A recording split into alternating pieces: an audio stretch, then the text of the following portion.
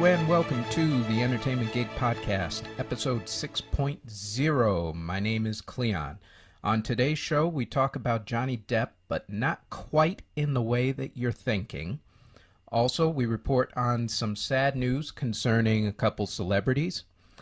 And in this week's interview, we talk about Law & Order, shopping, Daniel Radcliffe, and Russell Crowe with set decorator Betsy Klompus.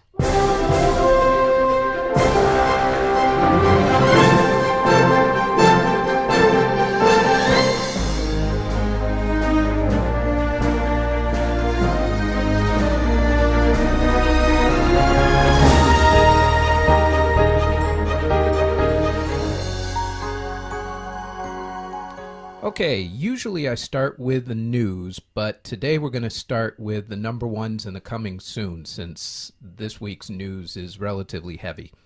The number one TV show for the week was The Voice finale.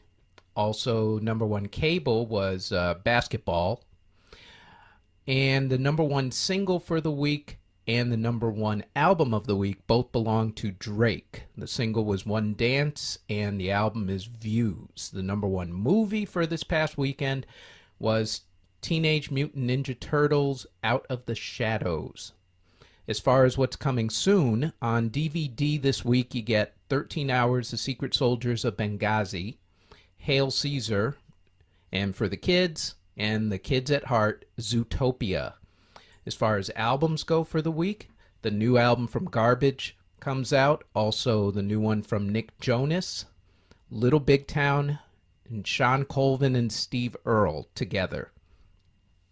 The movies that are coming out this weekend are Warcraft, Now You See Me 2, The Conjuring 2, and Genius. And as far as TV premieres go this week, on Monday the 6th, you have Rizzoli and Isles from TNT. On Lifetime, you get Unreal and Devious Minds. On Hulu, on Tuesday the 7th, you get Casual. On Thursday the 9th, MTV gives you Ladylike. And on Saturday the 11th, on AMC, you get the premieres of Hell on Wheels and The American West. And the big one on Sunday the 12th, the Tony Awards on CBS. Also, if you're not into theater, you can watch The Last Ship premiere on TNT. And on AMC, you get Ride with Norman Reedus. There were a couple big stories in the news this week. The week started off with the utter collapse of the movie Alice Through the Looking Glass, which was supposed to have been one of the big blockbusters for the summer season and failed to do well in its first and now its second week.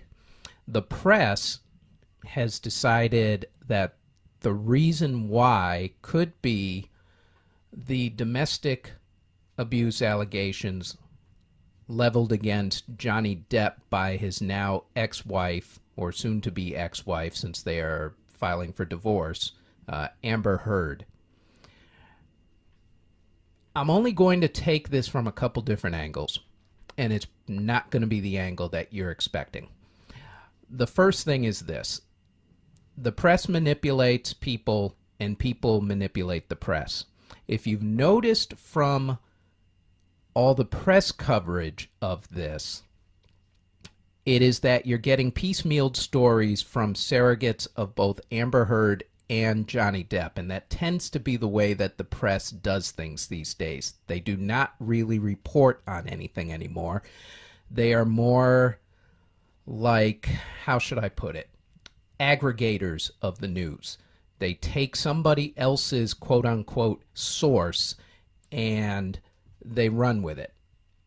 Now, that leads to a lot of manipulation because your PR people can put out press releases. You can get your surrogates to go and speak to certain reporters, and the next thing you know, that gets reported as complete and utter fact. No one knows for sure about the allegations against Johnny Depp, whether they were good or whether they were bad. as far as the report that it had something to do with the movie not doing well, I'm going to disagree vehemently, and here's why. First off, there was no buzz for this movie. This seemed to be a movie that no one really wanted except for the studio heads and the people working on the movie because of how much money the first one made.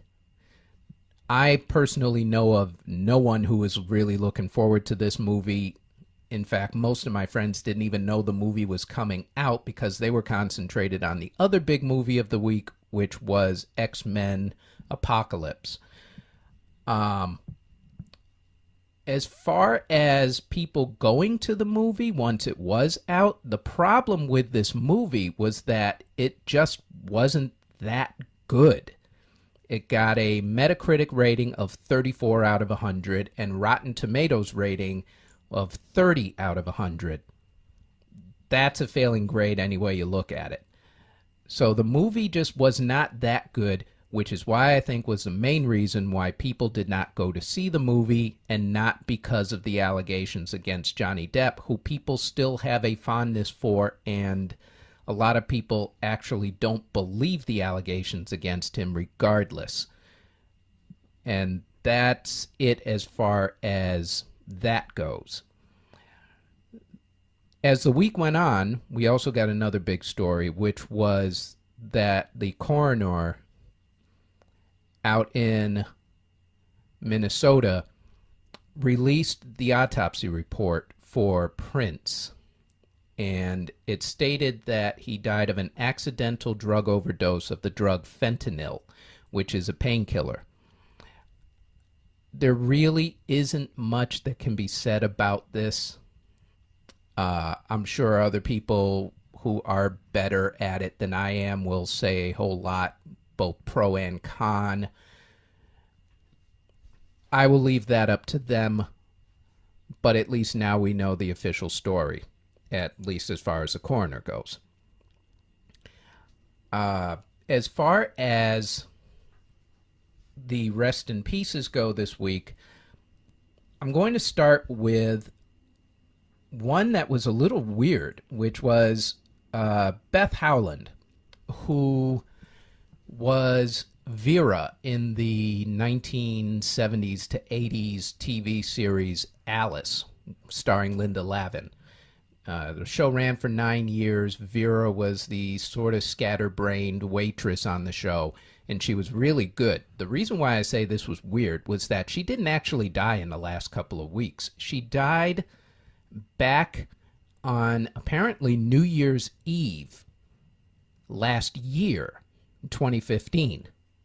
But it wasn't announced until this past couple of weeks, and that was at her request, which I'm not quite sure what to make of that, to be honest with you. I don't know why someone would want their death to be announced 5, almost 6 months after the fact. But there it is. She was a great actress, and Vera was a great character on that show. So rest in peace to Beth Howland. A get well soon, hopefully, to Lake Wobegon and Prairie Home Companion Garrison Keeler, who has suffered a second seizure. So hopefully he will recover from this soon, and best wishes to him. Also, in a non-entertainment related rest in peace, as a military brat, I would be remiss if I did not say a rest in peace to the 9 soldiers who lost their lives when their truck overturned in swift waters down in Texas during the flooding this past week, and also to Captain Jeff Cuss, who was a pilot for the Blue Angels, whose plane crashed. In a sort of related entertainment news story on that, Captain Cuss also dealt with the media, and a lot of the times when you saw the reports on the Blue Angels and they would take the media reporters up in the planes, Captain Jeff Kuss was one of those men. So you probably have seen his face even though you don't recognize his name. So a big rest in peace to him, and also the 9 soldiers who lost their lives this past week in the flooding. A big, humongous rest in peace to Muhammad Ali. Now, he is not specifically an entertainment-related athlete, except that I guess he sort of was, because his charisma and the way he dealt with the media made him one. What I find rather striking in a lot of this, and there's going to be a lot of stuff said on him, and me talking about Muhammad Ali would take up an entire other podcast, which it's not really related to this. Therefore, I'm not going to do one. But I will say this. Muhammad Ali stuck his neck out at a time when it was not, shall we say, popular to stick his neck out. He sacrificed his career. He almost sacrificed his life, if not for the Supreme Court stepping in and taking away a judgment against him. But what he showed was something that a lot of celebrities don't really show these days.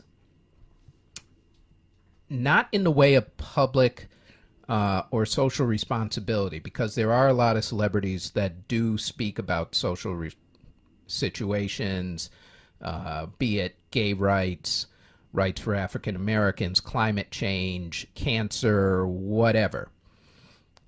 But the thing that I've always admired about Muhammad Ali that a lot of celebrities do not get is that when you speak about situations, you have to be correct.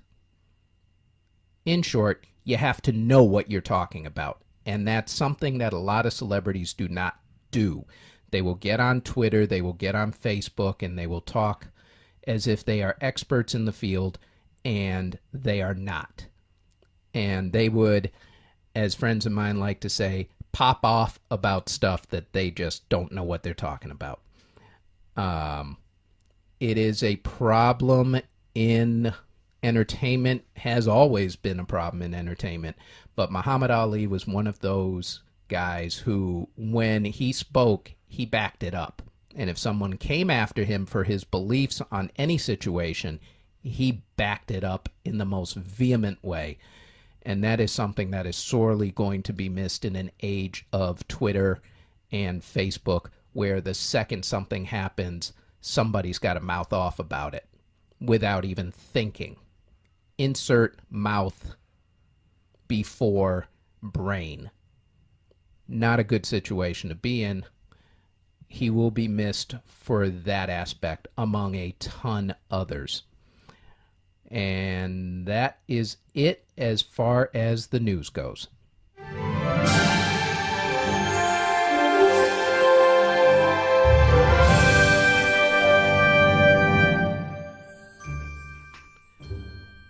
And now for this week's interview. I have known Betsy Klompus for as long as I've been in the business, which is going on 17 years now, actually. The things that I like about Betsy, well, there's a few things. One, I like the fact that she is a stickler for her research. She gets out there, she does what she needs to do, she looks things up, and she comes up with some great ideas that other people who literally phone it in would not come up with. Also, she happens to be a very nice person, and I consider her a dear friend. So, without any further ado, here is the interview with Betsy Klompus, which, for the record, I will state, has been edited because she and I went a little too inside baseball on a few things that I didn't think were actually appropriate for this particular interview. So it is an edited interview. One edit will be relatively noticeable, I believe. But in any event, this is the interview with Betsy Klompus. Let's start at the very beginning of life, per se. Where were you born? Baltimore, Maryland. Baltimore, Maryland. Tell me about how fun Baltimore was. Well, first off, did you stay there for the full 18, or did you move out and go anywhere else during your childhood? No, I was there through my full 18. I, went to local high schools, and but in my junior year of high school, I discovered art. So on Saturdays, I would go down to the Maryland Institute of Art and take classes. And my senior year, I didn't have to go to school all year because I had finished everything to get a diploma, or all day. So I went to Towson State College and took Design 1 and Design 2 in the afternoons, so that by the time I got to Carnegie Mellon, I had two full class credits under my belt.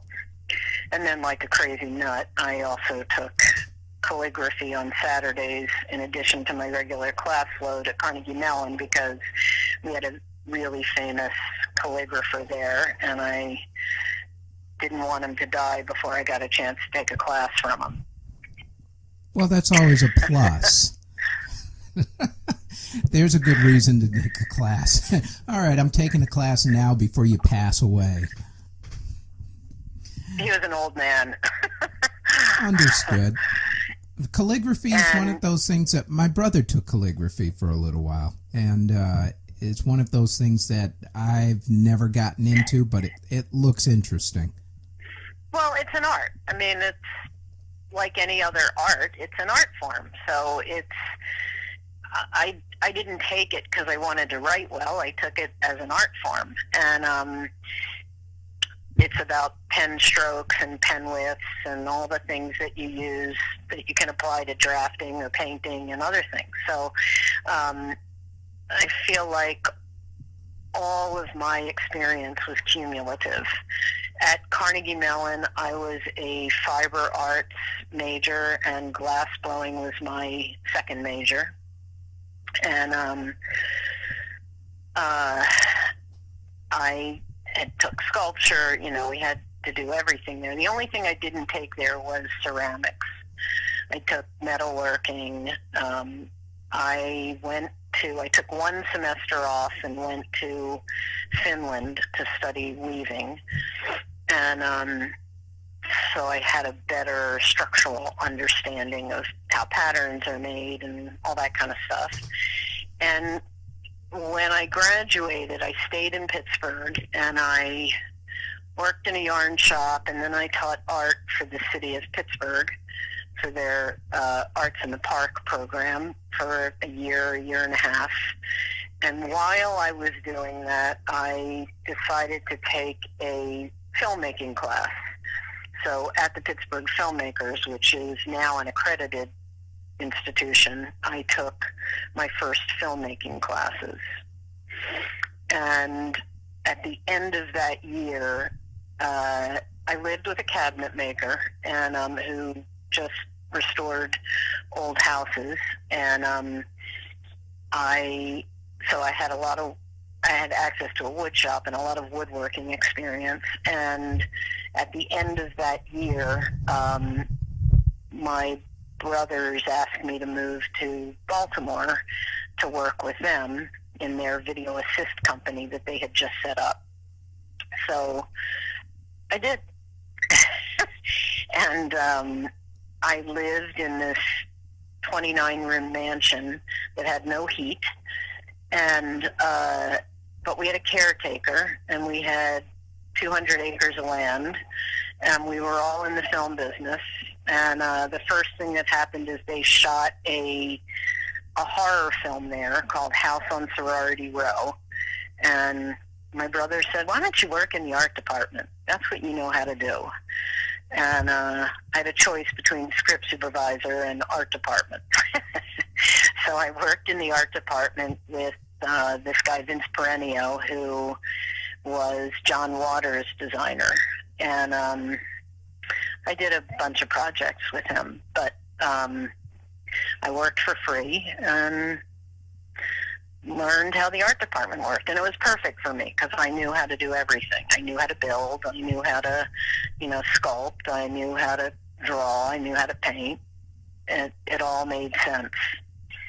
So that's how I got started in the business. And then I went and took, during the year when I didn't have jobs all the time, I went to the University of Maryland at Baltimore County, which had a huge film department, and took animation from this animator and took documentary film from a documentary filmmaker, and got involved in the Baltimore film industry. And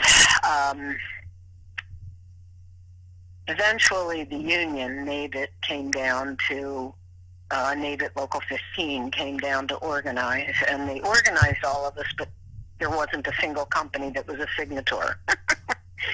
So we all insisted on following the union rules, but got no union benefits, which was okay. And then PBS was doing a movie about an hour away, and they wanted to hire some local people, so I went down and worked on this PBS movie with Bill Groom, the designer, and the rest was history. He took me with him on the rest of his jobs for a few years, and every time I worked with him, he just moved me up. When I met him, I was the second set dresser, then he made me the lead man, and then I was the lead man again on another big movie out of New York, and then he made me the decorator. Now, go ahead. Sorry. No, it's okay. And I continued to work with him for a number of years. I worked with him as an art director. I would take over for him on TV shows, live TV shows, and I would work as his art director on. We did a lot of sets for live TV. So that was it. Yeah. Now, I'm looking at your IMDb, as I do with everybody, and there are a few things that pop out that strike me. Thing number one, I don't think you could be a set decorator in the time period of, let's say the last 25 years and not have worked on one of the Law and Orders. I did the first 6 years of Law and Order. Yes, you did, which were actually my favorite years. Because it was still fresh and new, and it wasn't the whole rip from the headlines with that special Law and Order touch, before they started doing that crap. So you were in when it was originally, let me see if I can remember the actual cast. There was Chris Noth, who was one of the detectives. Michael Moriarty was the original Attorney General. Richard Brooks was his assistant, and believe it or not, Richard wasn't his assistant yet. It wasn't his assistant yet. Was he? No, I forget who the first assistant was, but it wasn't Richard. But it wasn't Richard. We didn't get him till the second or third season. Ah, that's it. Because I don't remember who his assistant was. Was it Isaiah Washington? I don't know. I really don't remember. But Dan Florek was the head of the police department. Right. Yeah. George Zunza was the other detective. Right. Now, and I don't remember who Michael's assistant was. And Schiff was an older guy. Yeah. Now, I'm gonna have to. His name. Yeah, I'm gonna have to look this up. He was an older actor. Yeah, because the first few years were interesting because didn't Dick Wolf get into an argument with like virtually everybody? It seemed on that show, or was it the other way around? He got into an argument with Michael Moriarty. Right. I remember that and that's one. when Michael quit, because Dick, I don't remember what Michael was asking for, but Right. They had kind of a public feud, and he quit. But and Dick figured he had a formula, and he could make it work. It didn't matter who the actors were that were plugged in. Yeah, well, So he wasn't wrong on that one. No, he wasn't really. And he, it was really, for me, it was a really interesting job. I had done Truck One before that, which was this horrible police movie, TV show. And I met the designer because I was working upstairs on this terrible police show, and I was like the New York decorator that knew police shows.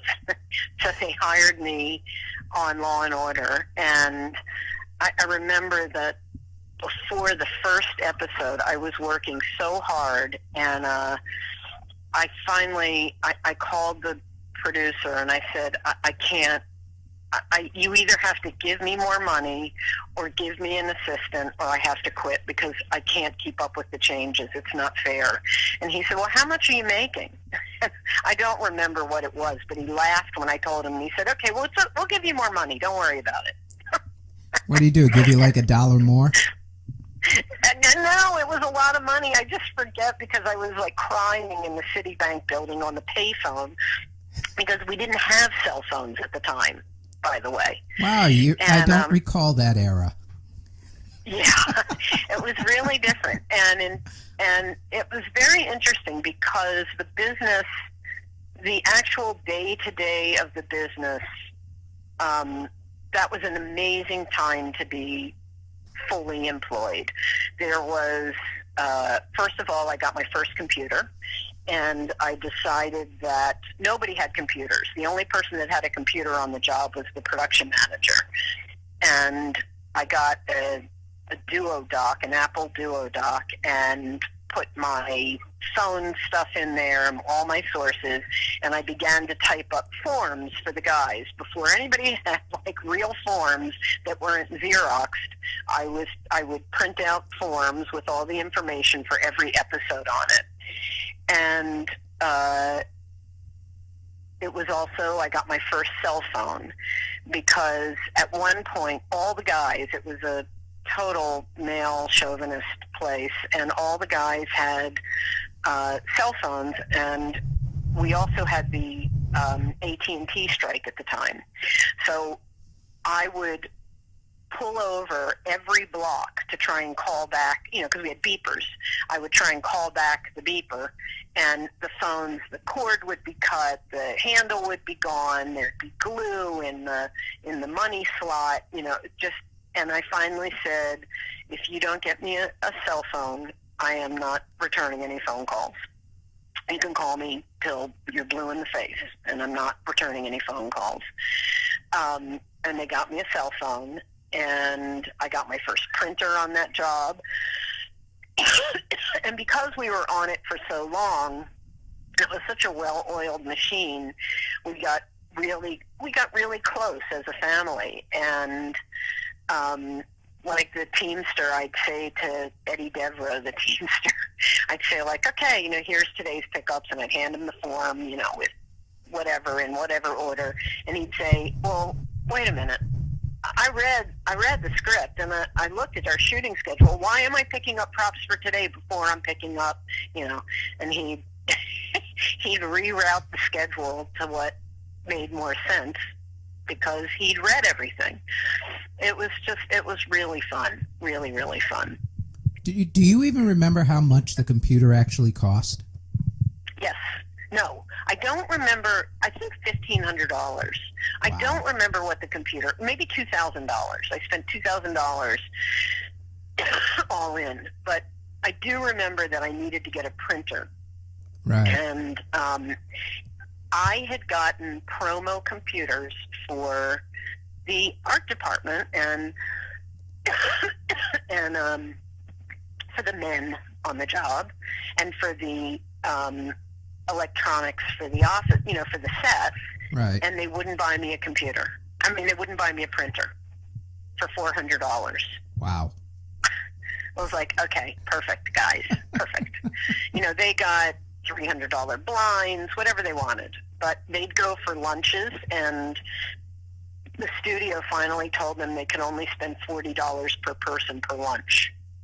Only 40? But only 40. And they would still put my name down. The accountant would say to me, did you happen to go to lunch today? I'm like, no. Yeah, okay, they put your name down again. And, oh, it's horrible. So I did a really underhanded thing, but I think sometimes you just got to do things. I managed to pay for my printer out of petty cash because, that just sometimes production doesn't, cuts off their nose to spite their face.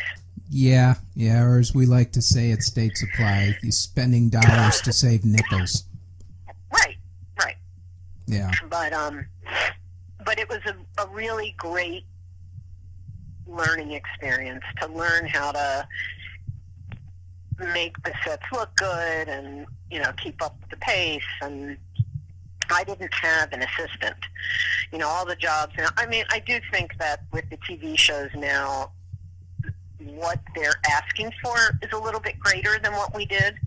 Not that we didn't do good sets, but I just think that the demand is a little bit greater right now. Well, and I don't see how people can do it without an assistant, but right. I did that 6 years without an assistant. Yeah, I was going to say, let's talk about the difference between the 90s when you first got into the New York part of the business and what's going on today in terms of TV, and then we'll talk about commercials and that sort of stuff.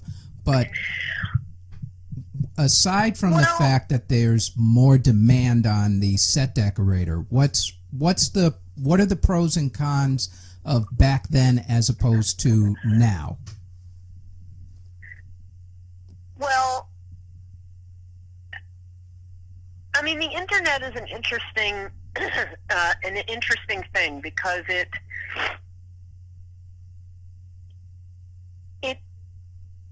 gives me access to many more things that I wouldn't necessarily get access to. And it makes searching for some things easier. But first of all, now I feel like on any job, you basically wind up having a decorator that sits on the computer all day and other decorators who go out and shop. It's very difficult to, you can get really caught shopping everything on the computer. And sometimes things I've looked for on the computer and haven't been able to find, once I get out of the office and I go shop someplace, I can see things and find them. It's everybody thinks like, oh, just look for it on the computer, and I constantly, you go back and forth on jobs hearing designers or producers say, just look for it on the computer, or other decorators who are newer at this, just look on the computer. And you don't necessarily find everything on the computer. Some things are just in the stores. And sometimes there's better choices in the stores. And just because it's on the computer doesn't mean that you can get it either. It makes certain prop shopping much easier. I can look at 16 different sofas on the computer. I don't have to go out and look at each sofa in person. But what you miss by doing that sometimes is you miss scale.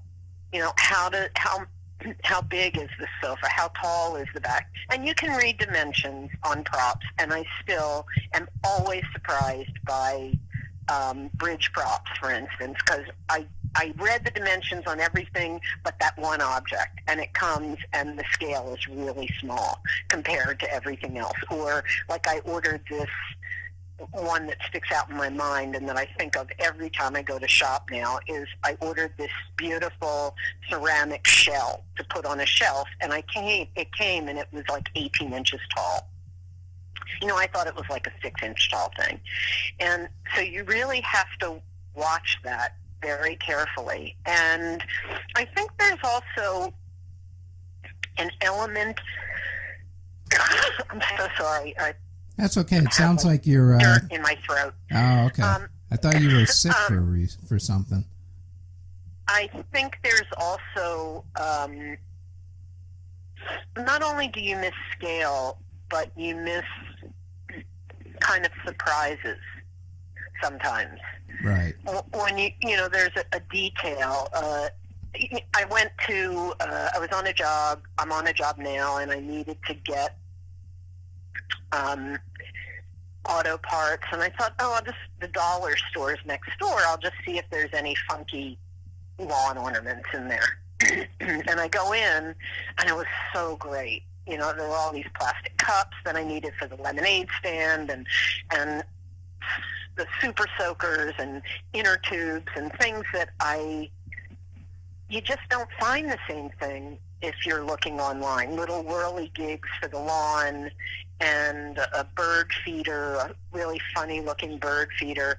And those kinds of things maybe just don't happen.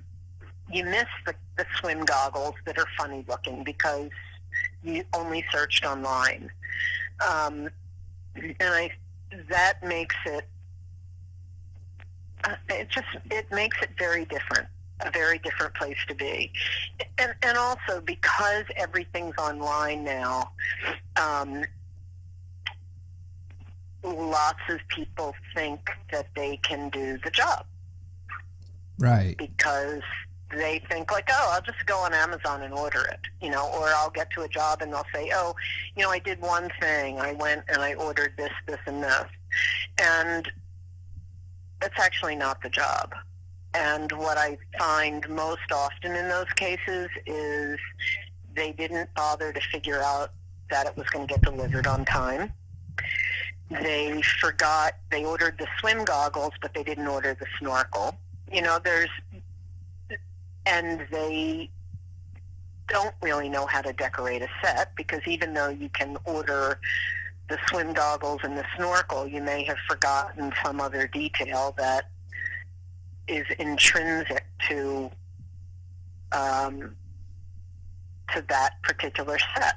And it's very easy to overlook details when you're on the computer thinking that you can just do it. I've never been on a job where they said you cannot leave the office. Now, what does happen in the office is it's easy to get caught. There's lots of information going back and forth in the office. The client just said this. The client just said that. They just changed the schedule. But all of that information, it doesn't mean you can't leave the office.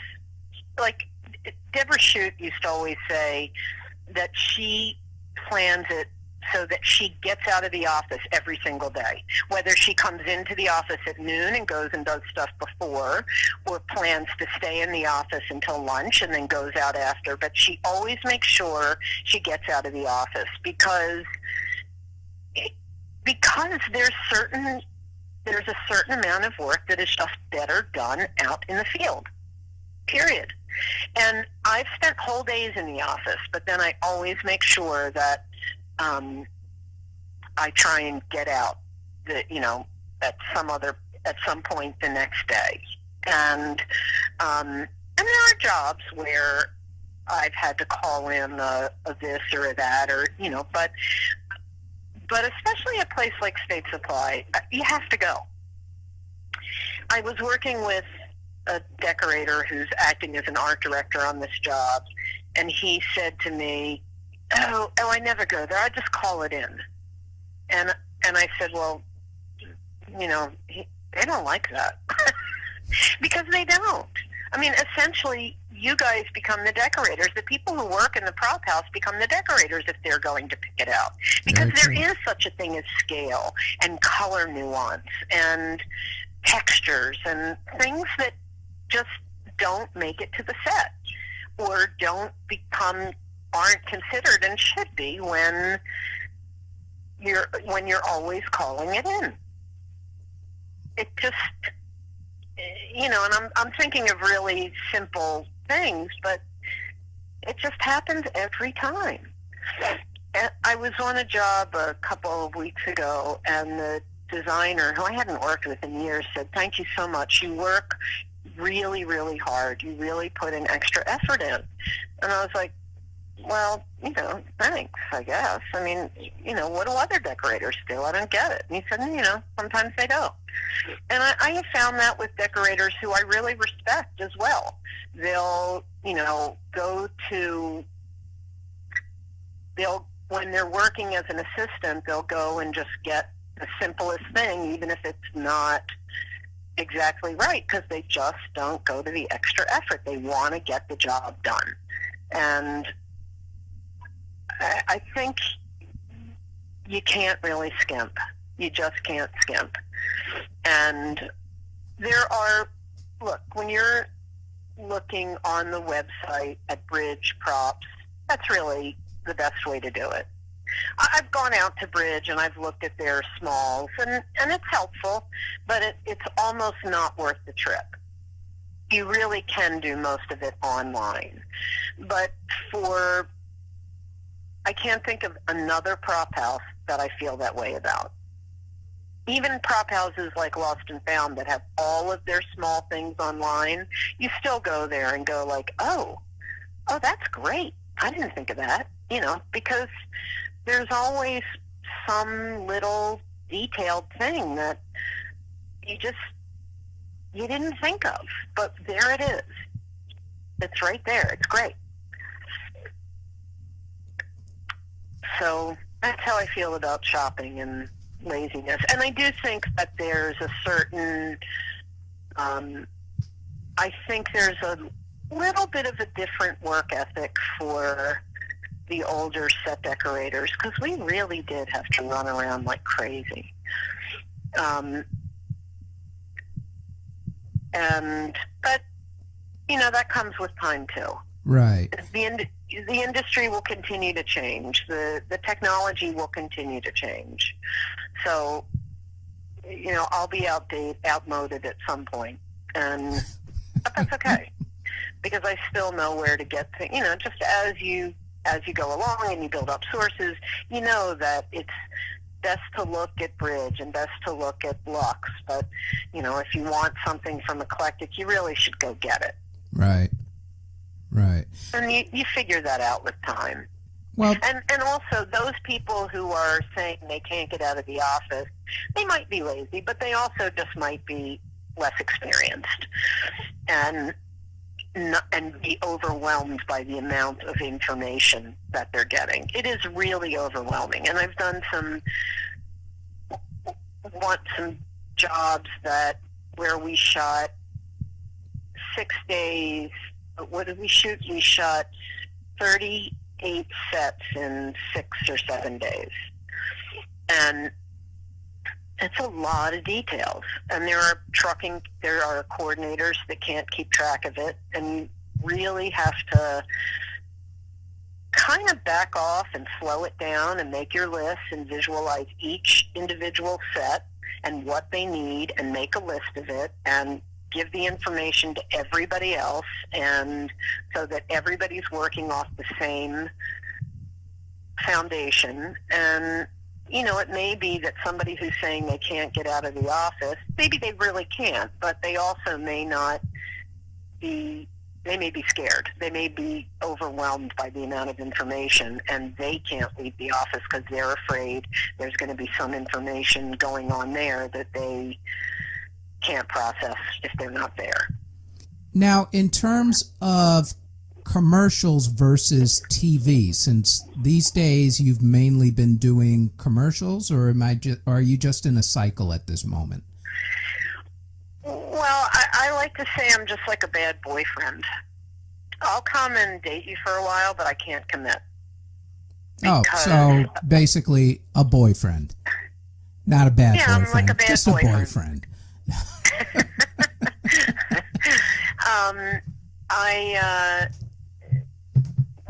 When my daughter leaves for school, life can change. But for now, it's really important to me to be able to take off when I need to take off. And focus a little bit on things that are going on in her life. So Right. I have worked on a bunch of television in the past year, but only for a week or 2 weeks at a time. Commercials have been very, very busy. So, and it's hard for me to commit to go work for half the money on a TV show when I can be working on a commercial and making twice the money. That makes sense. So now, in terms of the difference between commercials and TV, for those who are listening who are not in the know, commercials, basically more money, less time, but a more hectic schedule?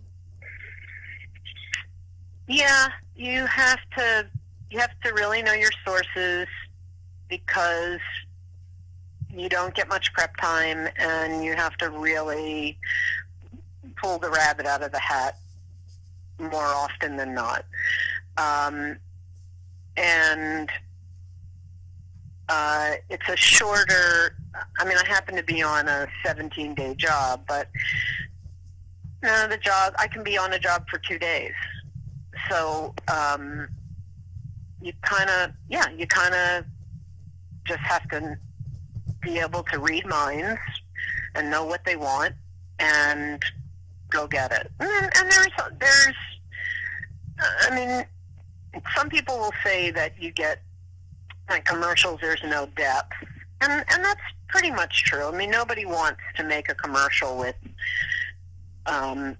ugly old living room furniture. It's not going to sell your product. So there is a little less texture to commercials. But I like what I do. I'm hunting down things, I'm finding things, I'm coming up with ideas to round out a set and coming up with solutions, and I like it. I like the process. So in some ways, I don't care. I'll work on anything. I just like it. But and I'm having fun doing what I do. But if you're on a TV show for a longer period of time, you do have to think about characters and little minor details, and it is really fun to go to secondhand stores and junk stores or somebody's basement and find old paperwork and the knickknacks that go on people's desks and really specific character items. That's really a fun thing to do. On TV, you get to do it even less than you do on a movie, and TV is very difficult because you are constantly working on a script. You never get a break. And there's days when you get to go home at 6, but most of the time it's just constant running because you're always trying to stay ahead of the camera. Right. Now, in looking over your IMDb yet again, I am noticing one thing that is glaringly absent from it. And it involves your daughter in a roundabout sort of way, actually. Kill Your Darlings. Do you want? It's not on because you can't go by the IMDb. I know. The IMDb doesn't list everything, and I had Exactly. a membership for a while Right. where you can kind of control that page. And I kept telling them I was not a set dresser on the Alexander Hamilton PBS thing. Right. I was the decorator. Right. And they wouldn't change it. And so I thought, forget it. Right. If somebody really wants to know what I work on, they can ask me for a resume. Which is why I do these things, because as part of the questions that I normally ask, I always go, is there anything on your IMDb that you would like to officially change or add right now? Want me to read you off a few things? I mean, there's a couple things. I mean, one is that I did not work as a set dresser on the Alexander Hamilton thing. I was well beyond set dressing at that point. I see it. That's the one from... I tried to get them to change it, and they wouldn't. Yeah, and it's still on there. Yeah. It's stupid. Yeah. And the other thing that is, because those things count, and that was actually an interesting project. It wasn't a brilliant piece of art, but it was a really interesting project because it was all period rear projection rooms. Right. And we had to layer it and build it in front of it. It was very cool. Well, you know what it was missing? It was missing a hip-hop cast and a hip-hop soundtrack. And it couldn't hurt that, maybe there were like 50 dancers in the background. Oh, wait, sorry. My confusion. Sorry. I was referring to the Broadway behemoth that is at this point. Now, see, had the American Experience have thought of that, they might have had a huge hit on their hands. That's right. That is right. The other thing that's actually that IMDb doesn't give you is that I worked 2 or 3 weeks, I don't remember now, on Mr. Robot. And it doesn't have all these other little jobs that you get hired out on as a mercenary, and that absolutely contribute to your experience. Right, exactly. I mean, on occasions, for instance, you were on The Cosby Show for one episode. No, I was on The Cosby Show for half a season. Really? It says one episode here still. Exactly, of course. It's ridiculous. I was on for half a season because their decorator got pregnant or was pregnant, and I took over for her. Wasn't by Bill Cosby, was it? I'm just teasing. Sorry, Bill. Oh, dear Lord. Yeah. Yeah. Anyway. He's got issues. Madam Secretary, it says you were only on for one episode. True or not true? Well, it's more complicated than that. Yeah, the reason that I got credit for that one episode is because I worked for, a couple of months on it.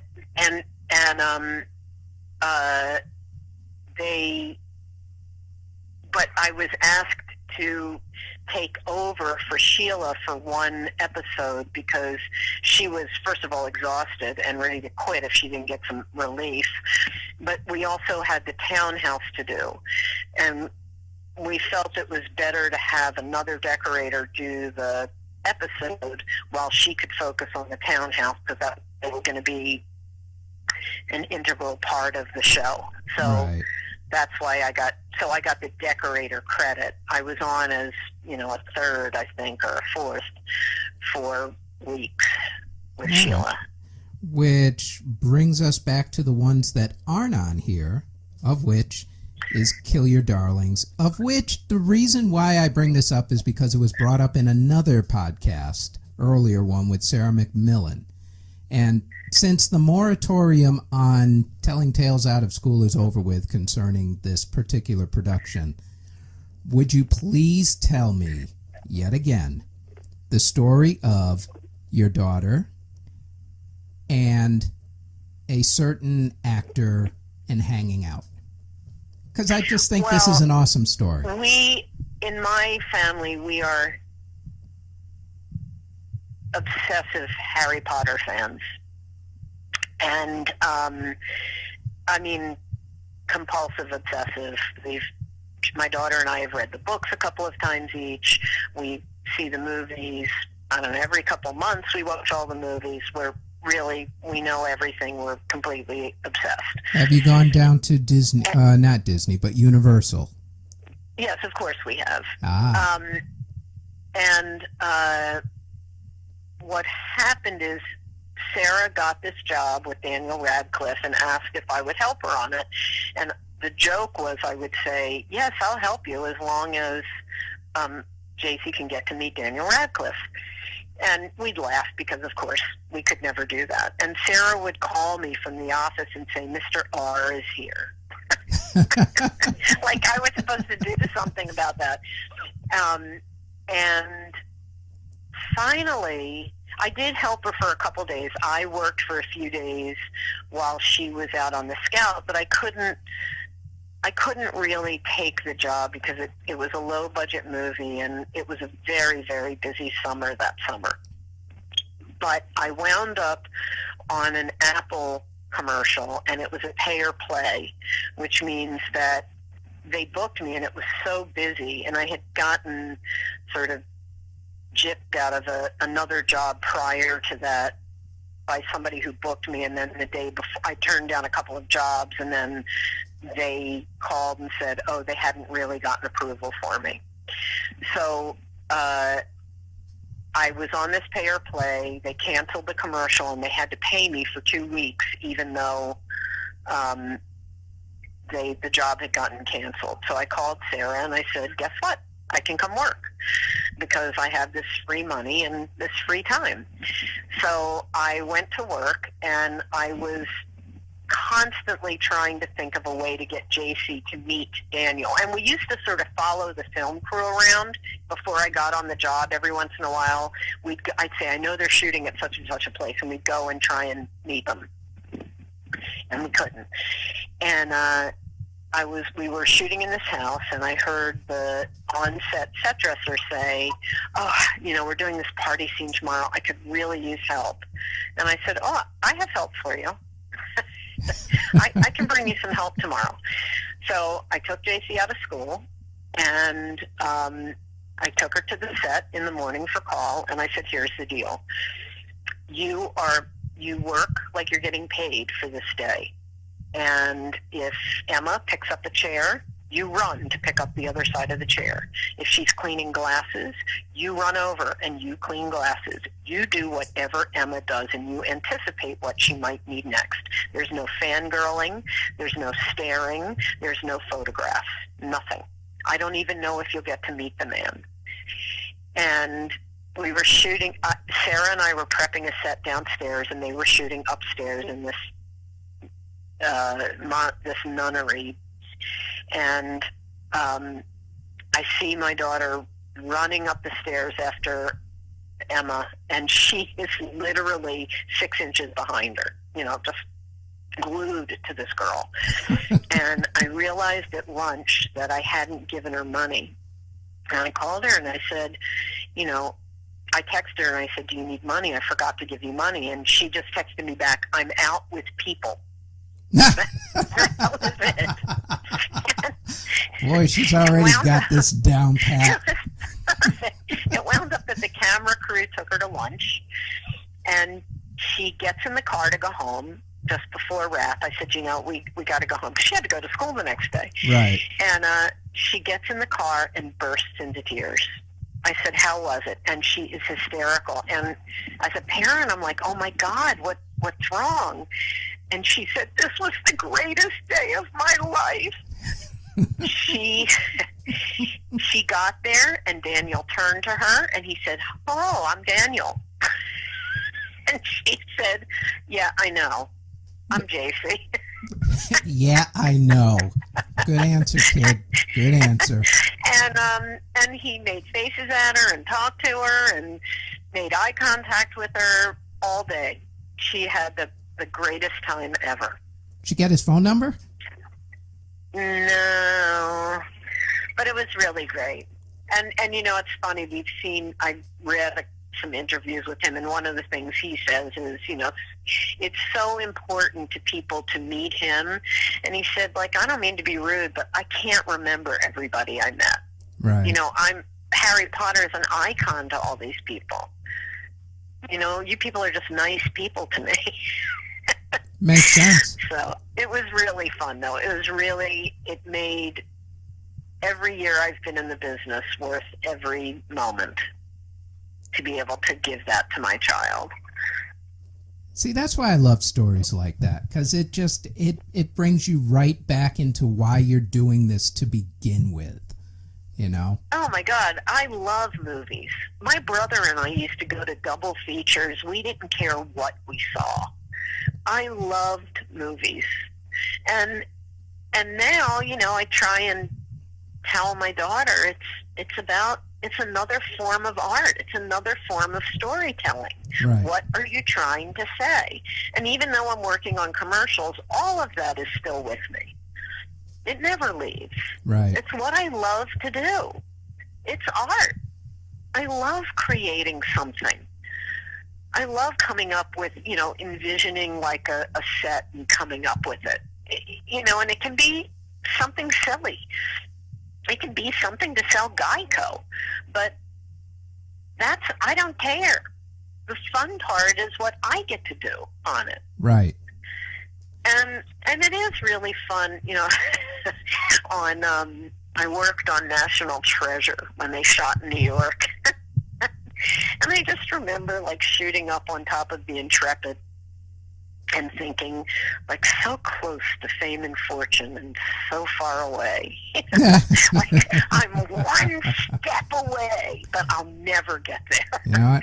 Because everybody's a cog in the I just get paid wheel. what I get paid when I work every day, and Right. I'm not going to be famous. But I've met lots and lots of famous people, and it's all been really fun. And I used to love to watch the Oscars. I mean, I still do, but and know somebody, or the movie I worked on has won twice the Best Picture. That's exciting.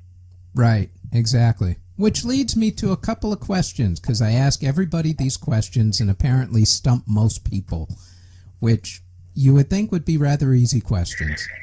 For instance, Sorry. on that end, that's quite all right. Let's talk movies for a minute. What's your favorite movie? You mean, Give me like to a top watch? 3. Yeah, what's your favorite movie? I'll give you the one I give everybody. It's Star Wars. It's not the best movie out there, but it's the one that made me fall in love with movies in general. Oh, my favorite movies? No, it's total chick flicks. It's Harry Potter and total chick flicks. And there's a lot of movies I love, and all for different reasons. But, Right. in our collection as a chick flick, No Strings Attached and Love Actually. They're my favorite chick flicks ever. Love Actually is a brilliant movie. But there's certain movies I like to watch. Remember the Titans over and over again, because that's the movie with Denzel Washington. It's Right. about the first integrated football team. Yep, and with Will Patton, I believe. Ryan Gosling. Yep. It's a great movie. A young Ryan Gosling. What? I said a young Ryan Gosling. A very young Ryan Gosling. Yeah. I don't think I have a single favorite movie. I tend to watch movies over and over and over again. No, a top 3 would be good. Yeah. No, that's what you answered is perfect. No one can ever really nail it down to just one. Well, except for me, Star Wars. But this leads me to the other thing. Well, first off, I will say as a man, and I'm not ashamed to admit this because this would be my guilty pleasure movie, but I do love Love Actually. For some goofball reason, yeah, it was just really well done. And none of those greatest cast hit type movies have been good ever since. That's including Mother's Day, that's including Valentine's Day. And no, that's, they were not as good. Right, and New Year's Eve. All 3 of those, not that good. But Love Actually, the one that sort of built the template for it, works perfectly, and it is one of my top 3 Christmas movies of all time. The first one, of course, being Die Hard. Die Hard? Hey, it's a Christmas movie. It took place at Christmas. Therefore, it's a Christmas movie. Okay, all right. As is Lethal Weapon. Just saying. All right. That would be Lethal my Weapon. second favorite movie. My second favorite Christmas movie would be Lethal Weapon. See, I'm a guy. We don't go for, frilly stuff and sentimental. But, except for Love Actually, which is my guilty pleasure movie of all time. So, which one is your guilty pleasure movie? Well, they're all guilty pleasures. Well, That's what I mean. Love Actually Right. is my favorite. Which one are you most embarrassed about admitting that you actually watch? So, in terms of guilty pleasure, well, I'll give you one. Aside from Love Actually, for some reason, anytime I watch Independence Day or 2012, the sort of the end of the world movie with John Cusack, for some stupid reason, I will sit there and watch most of it, no matter what channel it's on, with commercials, regardless. Well, I mean, I don't mind watching movies with commercials. I just don't. So, for me, it's just, I love watching movies. Yeah. So last night we watched the Christian Bale Batman Begins. Ooh, I watched it. We my missed the favorite beginning. Batman movie. That was a great movie. Yes, it was. It was really, really good. And then Bruce watched it again. Out of the three Christian Bale Batman movies, that is the one that I can watch over and over again. Even though Dark Knight was probably better, Batman Begins is still just my favorite. He was in the next. He did more than that one. Right. I yeah. didn't realize he was in more. You didn't realize that? No, Christian 'cause I Bale was didn't in pay 3. attention to it. He had. But he's a great actor. Yeah. Oh, he's awesome. Who's your favorite actor? Yeah. Who you've worked with? Who's like the guy? Not who's the best actor, but who's the one who treated people the best, aside from Daniel What? Radcliffe? Who's your favorite actor who you have worked with, who treated people the best, as opposed to just you really respect their work? Well, actually, I'd say Jack Nicholson. Really? Yeah, believe it or not, he was really great to the crew. He really was. Wow, that's impressive. He was incredibly nice to people, and you know, like we watched we watched the dailies once, and Meryl Streep was up, and he leaned over to me and said, "She's great, isn't she?" You know, he was really a nice man. That's quite the moment right there. Yeah, I mean, I'm in a different position because, well, I mean, it's not always true, but sometimes I'm in a different position because I'm, as a set decorator, I have a different bit of a relationship. Robin Williams was incredibly kind to me, amazingly kind. He was really my best friend on a job I worked on with him. But, I don't know. I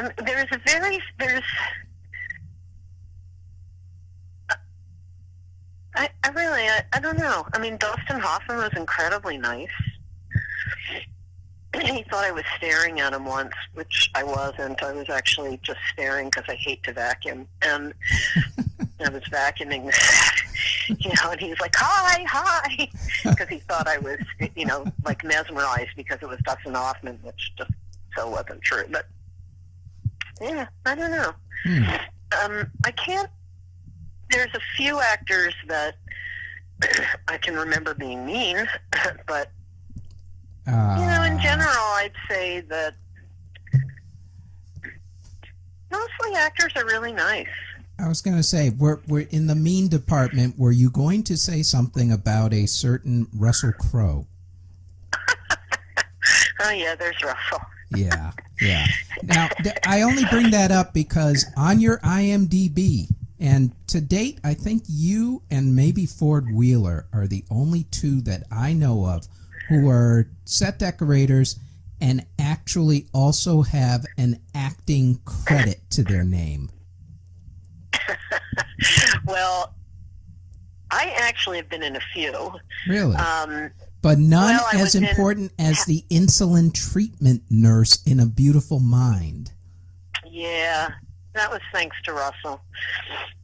Really? That's because he was so mean to me that Ron Howard rewarded me by giving me a part. I have never heard a good Russell Crowe story. Like the Oh, guy you was haven't? not. I've never Oh, heard. no, he was so mean. Right, that's He- everybody I know. There's somebody else who I'm going to interview relatively soon, who was working with Russell Crowe just very recently, and it said basically the same thing, that the guy just not a nice guy.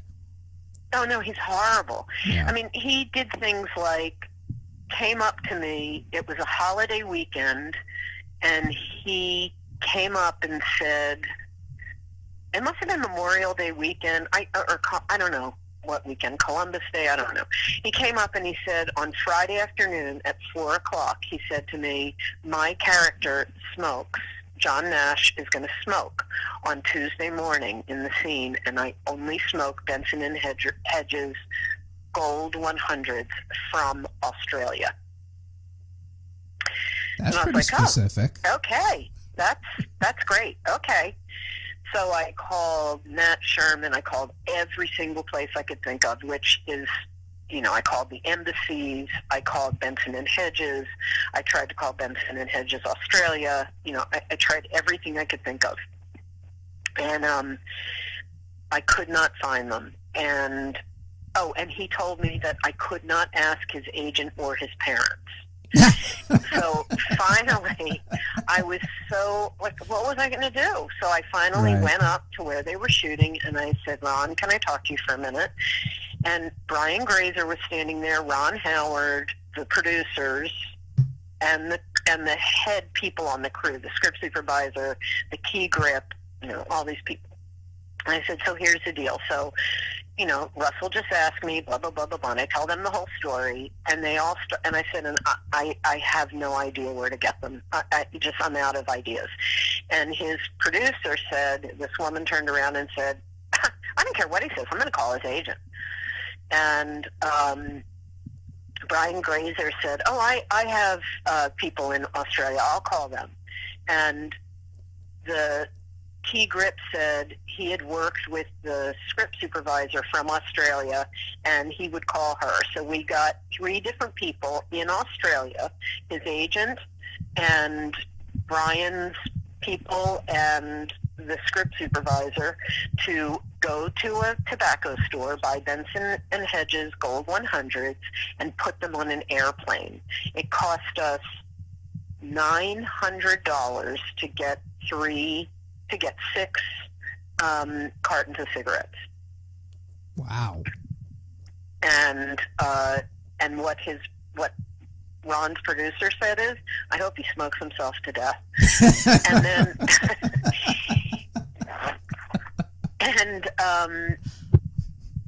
and he was just not ever nice to me. I could never do anything right for him. And so I'm putting the restraints on him, and I had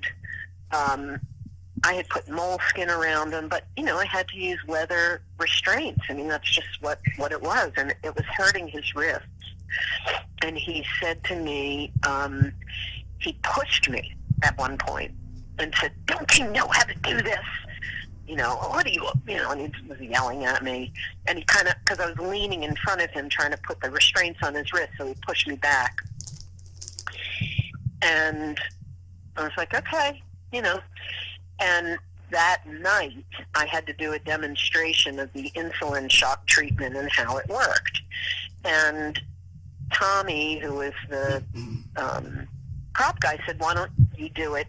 Just get everybody in there, get all the heads in there and the producers and Ron, and just show them how it works, because they don't know, what the procedure's supposed to be. And I had done all this research and read articles and consulted with nurses and stuff. So I show them the demonstration, and afterwards, what you don't see in the film is that he's supposed to get dipped in a ice-cold water bath, because that's how you bring him out of the shock treatment. Oh, okay. And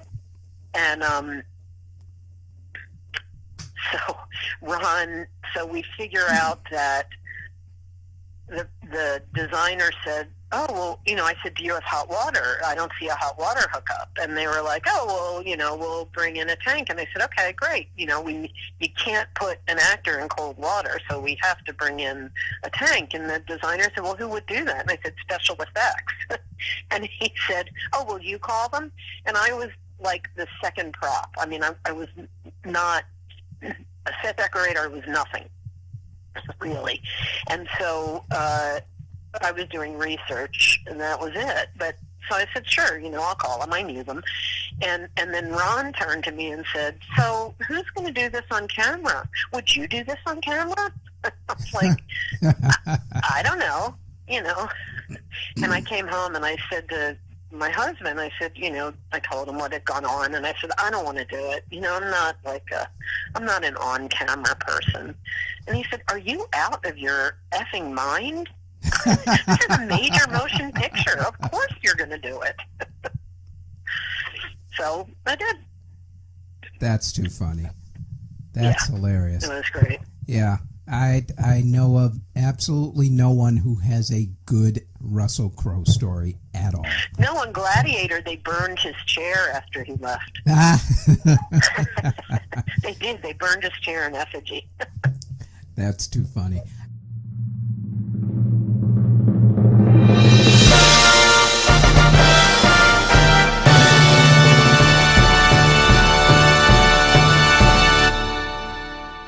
And that was the interview with set decorator Betsy Klompus.